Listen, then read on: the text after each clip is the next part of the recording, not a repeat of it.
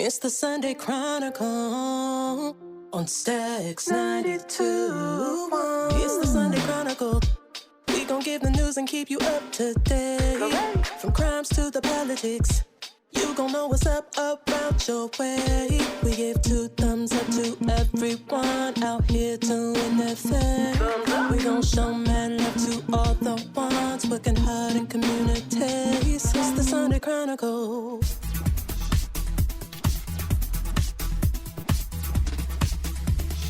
Good morning and welcome to the Sunday Chronicle, heard every Sunday morning on Stacks 92.1.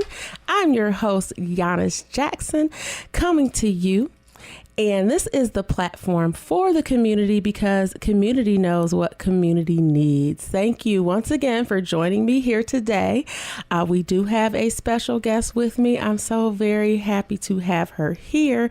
And I've known her for some time, but now I get to talk to her about a different side of things, about some of her personal pursuits and endeavors. But I'm going to hand it on over and let Miss Sharon Rogers introduce herself because she just has so much under her belt. Thank you. Thank you so much for being here. It's a pleasure to have you here today. Well, thank you for having me here. Again, I am Sharon Rogers. I am a new author of a book that's called Nana Summertime Treats. I am also a member of Galilee Baptist Church here in Lansing, and I am a part of a wonderful sorority that is called AKA's, Alpha Kappa Alpha Sorority Incorporated. And that is wonderful because I see you in the community doing so many things, and I want to talk to you about that. But first, I want to talk to you about this wonderful book. I mean, I saw the artwork with it and just fell in love with it. And you said it's called Nana Summertime Treats. Tell me a little bit about that. Yeah, it's Nana Summertime Treats. The story is about the element of a great summer. It talks about a little girl whose name is Kyrie. Kyrie actually lives in Virginia, and she comes to Lansing to visit her grandparents, which she calls her grandma Nana and her grandfather Papa. So during the summertime, she would come and spend those summer months with her grandparents. And as she is doing that, she loves her Nana snacks and cakes and everything. And so as she gets a little older, she realized that people in the community also like her desserts. And so she is answering the phone a lot for her grandma. And so she's starting to take these notes for orders. And so when she does that, she's thinking that the people are talking too fast. She can't write it all down. And so she tells her Nana that, and her Nana makes up a little form that has pictures of the desserts as well as the person's name and the phone number. And this is to help her take these orders for her grandma. And so when she does that, she is called her Nana's assistant. And when her grandfather comes home, he smells all these great smells, and he's like, "Oh, what's for dinner?" And they look at each other and say, "It's soup." And he's like, "Well, that's not what I smell when I come in the door." And so she says, "Papa, that is dessert." And he's like, "Bring on the soup so I can get to the dessert." So I was really excited about doing this story. It's kind of a combination of when I was young and when we would get out of school. I actually came from Kentucky, down south in the country. And so in the summertime, a lot of our neighbors and friends and cousins would have family that would come from the north to the south for summertime so that they would have like free child care and have time with their grandparents and aunts and uncles. And so in doing that, this tradition that's in our family continues with my sister and her granddaughter. Even though we're not down south anymore, she still does the keeping her grandkids in the summertime, and we're in Michigan. So Nana Summertime Treats. So when you gave me this rundown of it. And so the thing that came to mind is legacy. Yes, right? Yes. And you're taking a page from your life. Yes. and sharing that with the world. Yes. And so you said you wrote it before COVID, right? Yes, I wrote it before COVID. How long had you been sitting on this book? Probably about, I'm gonna say at least 5 years or so. What I had done was I had submitted it to a couple different places and had got the answer no. Oh. And so, I mean, I had actually submitted a couple different stories and got no. And so when I tried this time, when I got yes and the person called me, I first didn't believe it because I'd been told no so many times. And so when they called me and said yes, I was like so excited about it because I'm like, finally, someone is going to get to hear the greatness that you can have with just being family. And that's wonderful. So this book is published and you can go online and get this book now. Yes. Okay. So that's what I will make sure to do when we talk about, I'll put out there that we chatted and put that link to that book so people know about it, and that looking at this book is going to be like looking at pages from your legacy, right? Yes. The people that gave you something to pass on to others. Yes. And I think that's a beautiful thing. And taking that time, you said that you got so many no's, and what I've learned is every no is you get closer to a yes. And so that's like a great example of that, to have this book published, because I hear so many people talk about it, but to actually have it happen, that's a huge thing. Yeah. And so I want to congratulate you on your book. And how can people order your book? Like, besides the link, like if somebody's listening and they don't have access to the internet, is there another way they can call and get your book maybe, or get it at the library? Well, there is it's called Reader's House, but that is also online, Barnes and Nobles, iTunes, Apple, and I think those are the places you can get it. Well, that is good. And I'm just, again, congratulations for the publishing your book and all of the wonderful things that you do in the community. I know that you also, you work with children, right, for your current position. Can you tell me a little bit about that? Yes. And Capital Area Community Services, correct? Yeah, Yes, I work for Capital Area Community Services. I work for the Head Start part of it. I am the community resource manager there.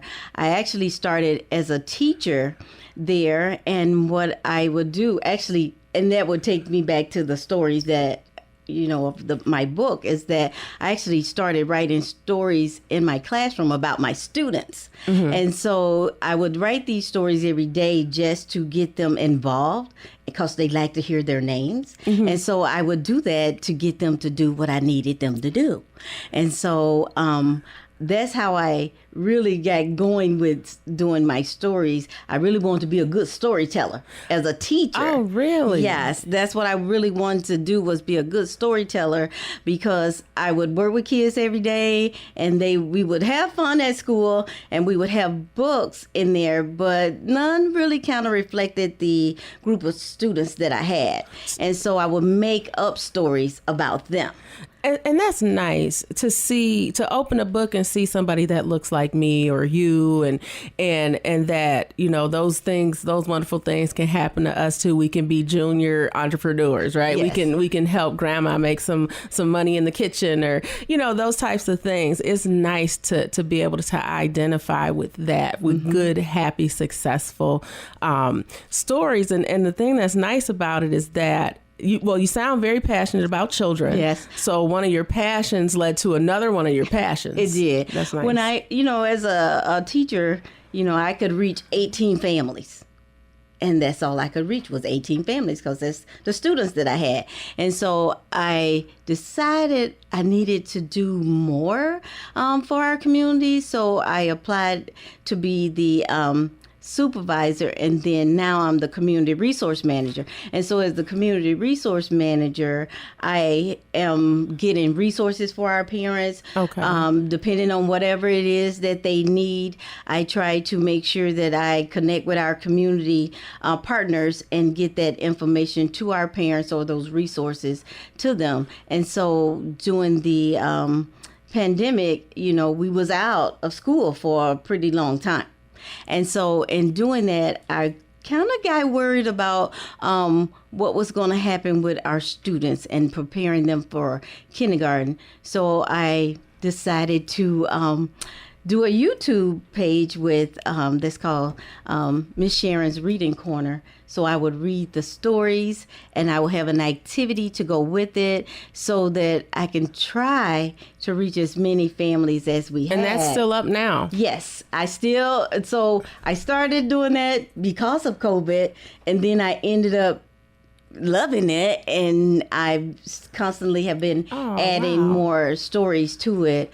This year I did end up having to become the literacy person at our job as well. And so in doing that, I had decided each month we'll have a focus. Okay. And so, like, for the beginning of school, we focused on social emotional. So the books that I would give all the students had something to do with that.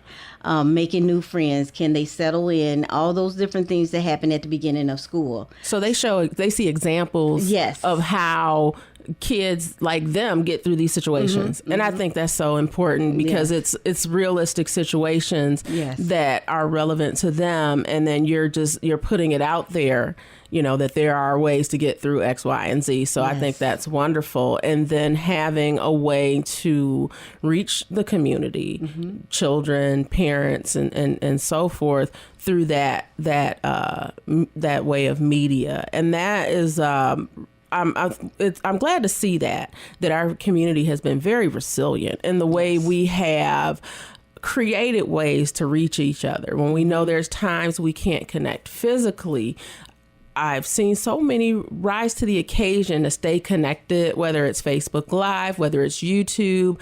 I see the Capital Area District libraries and how they have new programs that are virtual and ways to reach out to the community. So I say bravo to those organizations within Lansing and Greater Lansing and communities worldwide that have risen to the call of action and done these types of things in the name of serving others. And I want to dive a little bit more into service, but we're going to take a short break and we could talk some more about your community endeavors after this.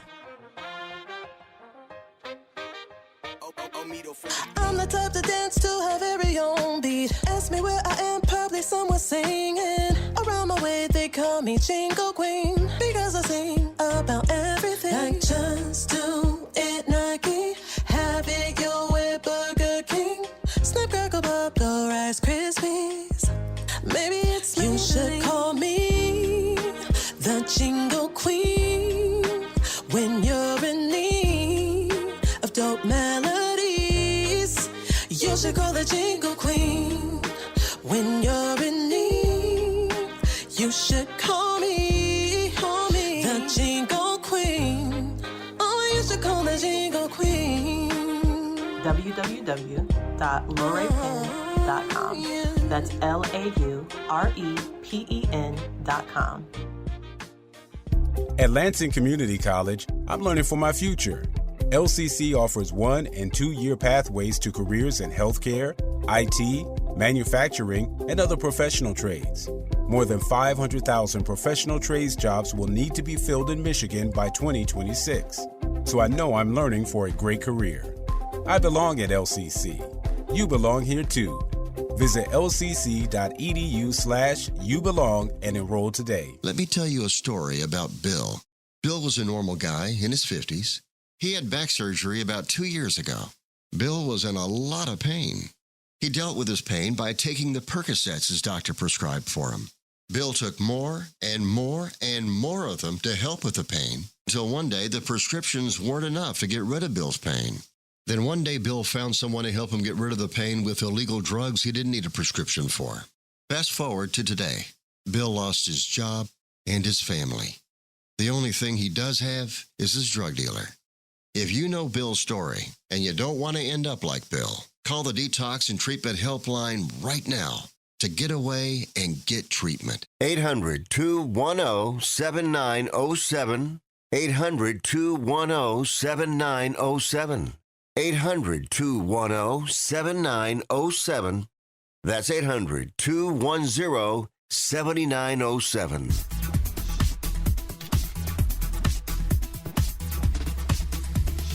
Hello and welcome back to the Sunday Chronicle. I am your host, Giannis Jackson, coming to you from Stacks 92.1. This is the community platform because community knows what community needs. Today we have Miss Sharon Rogers. We've been talking a little bit about her book, Nana's Summertime Treats. We're talking about her position and her past as a teacher that has opened doors for her present and future. And now we're going to dive in a little deeper into her community endeavors and some of the other organizations she works with to help with food access within the greater Lansing area. So, Sharon, tell me a little bit about what you do as far as food access. So for food, what we do is partner with the Greater Lansing Food Bank, and when I'm talking about our job, I also communicate with them about the needs of our families, and we try to make sure that there is food available to them whenever they're in need. And also with our program at Capital Area Community Services, we do have food at our Renson building that's commodity foods. And so our families, if they are in need, they can get these boxes of really nice meals. They might have everything to set up for a spaghetti dinner or whatever they are in need of, then we can help them find those things in the community. And so with our partnership with the food bank, we're thinking about trying to do those bags that they can have for the weekend, like they do through the school district. Oh, like the weekend survival kits. Yes, They'll have like the snacks and things like that. Those are really good for the parents. I know they're helpful.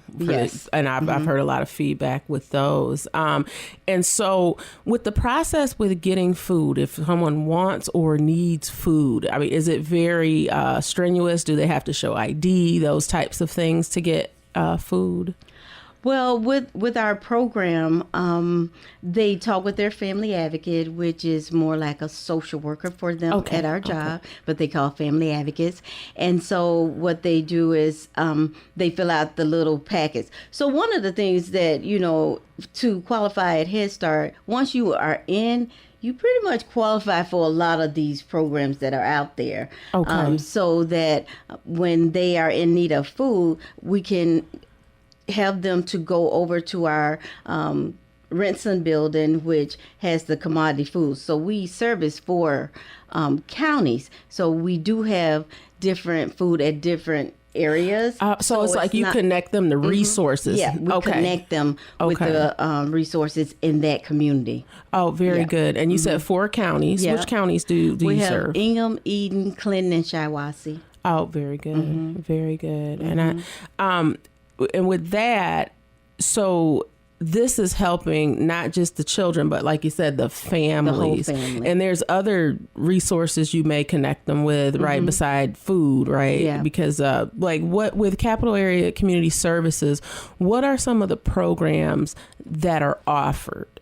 And I know you don't work with all of them, but you're probably aware of a lot of things that are going on in there. So we have like the weatherization. We have where if they are homeless, we try to connect them with different shelters we partner with, and we make sure that we don't want to leave no one out. So we try to include everyone with our different programs that we offer. And some of the programs, they may need to sit in a small class to learn information about those things. And that could be like in budgeting, being able to use the resources that they get and how they can budget those things to take care of all their bills and still be able to stay afloat. And then we also try to help them with transportation if needed. We do have some buses in some of our service areas. We try to make sure that if they need a coat or something like that or shoes, we try to make sure that we help them get those things. Because, Michigan, it could be warm one day and next day snowing. So, well, yeah, we see that. Yeah, right now. It changed up on us, didn't it? Yes. So we do a program that is called Walk for Warmth. And so when we do that, it's in all 4 counties as well. And the money that is collected from that stays in that area and help that group of people. Oh, that's good. And from what you're saying, so you said you have classes. So the nice thing I hear about that is that you offer something to teach people to be self-sufficient. Yes. And not just come to get things, but do it for themselves. And I think that's very important that because I do a lot with food access myself, and I always think about what's the next step because yes, I love helping people get to food, and if they need it, if they want any type of food for themselves, for their family, I want to help them with that. But what's the next step so we don't have to always rely on that? I'm always going to have a heart to do that, right? But I want to see people make progress, and so that's why I do that, and I commend you for working with those to further that mission, and not only with work, but you're volunteering. This is not stuff you're all getting paid. You're not getting paid for a lot of these things, right? Yes. And so I think that's very important. For myself, for people that have or they've reached a certain place in their lives, I think it's the responsibility or our responsibility to give back in a way that we can, the best way we can, to help each other move forward. And that's what I see. And tell me a little bit more about the partnering with your sorority organization, or excuse me, with your sorority and with the fraternities and things you do. Is it not only seasonal work, or is it weekly work that you partner with other organizations? Well, we actually partner with a lot of different groups. So like, for instance, you was talking about the food. We do partner with the Alpha Phi Alpha fraternity and do a food pantry. More like, it's not the food pantry, but they come over to Trinity and they come over and they can get food there. It's the mobile food drive, so that they can drive up, they get the food, and then the next car drives up. And so this is a partnership that is happening through this year with that group. And so the other thing that when it comes to food, we do try to help our families at Head Start with like Thanksgiving baskets, and my church Galilee also do that as well. And we help with that. We make sure that, especially, and that's Galilee Baptist on the south side of Lansing, correct? Galilee Baptist Church. Yes. Okay. My pastor is Frederick Galloway, my brother-in-law. Oh, okay. So it makes life a little easier.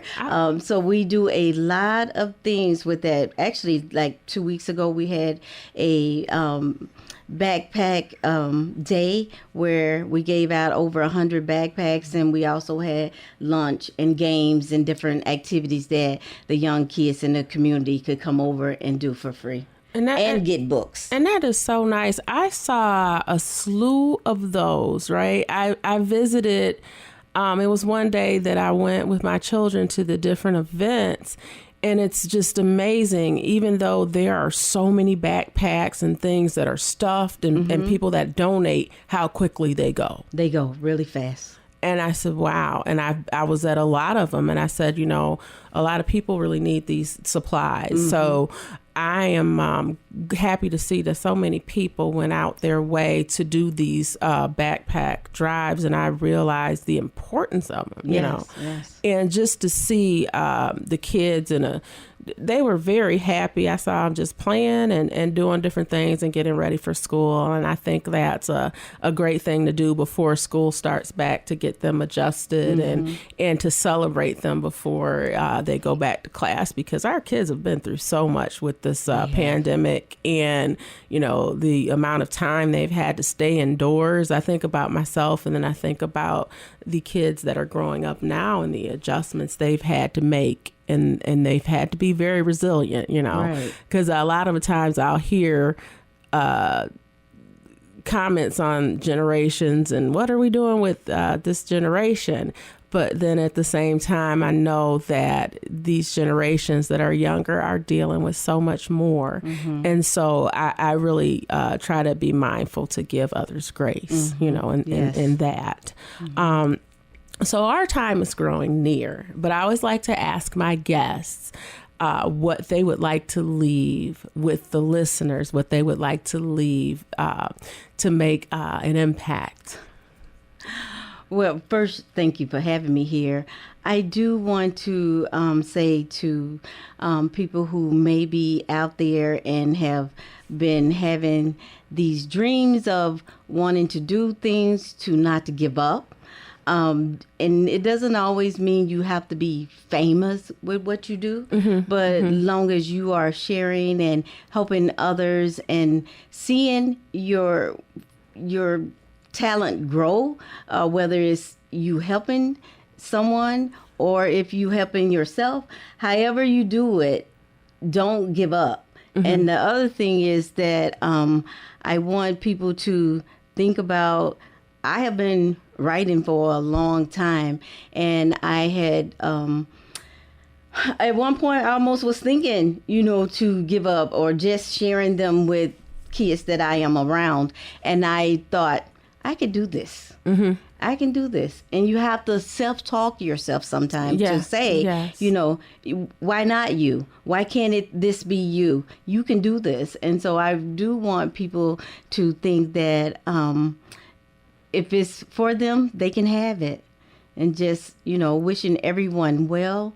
And to check out my book, Nana Summertime Treats. And I do have a new book that will be coming out hopefully soon. And it's called Auntie and the Big Red Comb. And that's actually about myself and my other niece. And so look forward for that to come out. And I really would like for them to visit Miss Sharon's Reading Corner, because it's just not me reading a story. It's me trying to encourage young children as well as give them activities to do. And I do it with them so that, you know, anybody can do this. And so you never stop being a teacher. You never stop being a teacher. When you are a teacher, you never stop doing that. Well, Miss Sharon, I appreciate you. I want to tell you that I've been looking up to you for a very long time, and I met you through my father. So I'm really honored to have you here and to see how you just move and you do so much, and you you know, you don't ask for much in return. And so I just really I thank you for being such a light for young ladies, such an example, and sharing the piece of your legacy with the world, and encouraging others to do so people can look out and say, she looks like me. This is a woman. She's able to do this, and so can I. So thank you for that. Thank you for being here today. We appreciate your time. And I want to thank my listeners for being here yet again at the Sunday Chronicle. I'm your host, Giannis Jackson, coming to you from Stax 92.1 every Sunday morning. This is the platform for the community, because community knows what community needs. Make it a great day. At Lansing Community College, I'm learning for my future. LCC offers 1- and 2-year pathways to careers in healthcare, IT, manufacturing, and other professional trades. More than 500,000 professional trades jobs will need to be filled in Michigan by 2026. So I know I'm learning for a great career. I belong at LCC. you belong here too. Visit lcc.edu/youbelong and enroll today. Have you ever met a single person in your life that enjoys paying taxes? No, no one does. If you can't sleep at night because you have a huge problem with the IRS, I've got some free advice for you. This service is strictly limited to individuals that owe the IRS $10,000 or more in back taxes. And if you qualify, we can guarantee that you won't be writing a big fat check to the IRS, or our services cost you nothing. The first 100 people that call today will get a free tax consultation worth $500. Stop worrying about your IRS problem. We can help you, we promise. Call the tax doctor right now. I mean right now, to learn more. 800-668-2493. 800-668-2493. 800-668-2493. That's 800-668-2493. Do you own a timeshare? Well, face the facts. You made a mistake. You made a bad purchase. A timeshare is not an investment. It's a money pit that continues forever. If you use your timeshare, that's great. But if you don't, and you want to legally get out of your contract, call my friends right now at the Timeshare Exit Hotline. They're an experienced team of lawyers who help good people like you get out of a timeshare contract that they just don't want.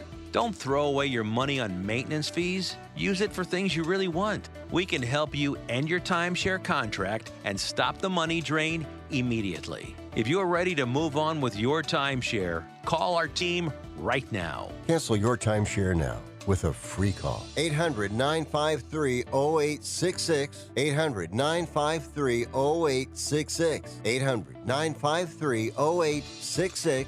That's 800-953-0866.